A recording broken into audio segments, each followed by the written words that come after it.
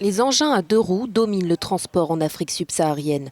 À Cotonou, dans la capitale béninoise, plus de 250 000 mototaxis ou Zémidjan circulent et constituent le principal moyen de transport de la population. Mais face aux nombreuses difficultés pour entretenir ces motos thermiques, beaucoup de conducteurs se tournent désormais vers les engins électriques. Vous voyez, c'est les motos que vous voyez. On n'a pas de chaîne, ni couloir, ni bougie, et ni piston et autres. Donc on a voir toute cette dépense qu'on faisait sur les autres motos. Avec ceci, c'est un peu différent.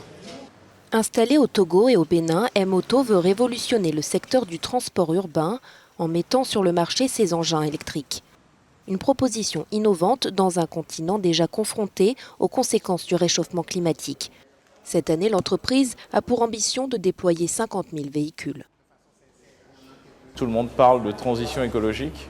Nous, on a voulu apporter une solution qui soit une solution économique, mais qui répondent aussi aux besoins écologiques. Alors l'impact écologique, il est direct. Vous savez, quand vous prenez une moto thermique aujourd'hui, en termes d'émissions, elle émet énormément.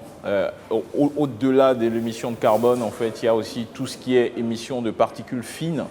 Et donc tout ça disparaît lorsqu'on passe à l'électrique, en fait. Au-delà de l'aspect environnemental, la start-up se lance le défi de réduire la pauvreté en privilégiant une stratégie de vente un peu plus souple. L'idée est de permettre aux conducteurs de faire plus d'économies dans l'entretien et l'utilisation de ces engins électriques. Ces personnes dépensent aujourd'hui énormément d'argent et nous leur proposons en fait, en passant à l'électrique, de pouvoir gagner 30 à 40% de plus par jour et donc de réduire la pauvreté. Aujourd'hui, M-Auto se targue d'être la plus grande flotte de motos électriques sur le continent africain. La société travaille aussi à multiplier les points de recharge et ambitionne de produire tous ces engins sur place au Togo et au Bénin.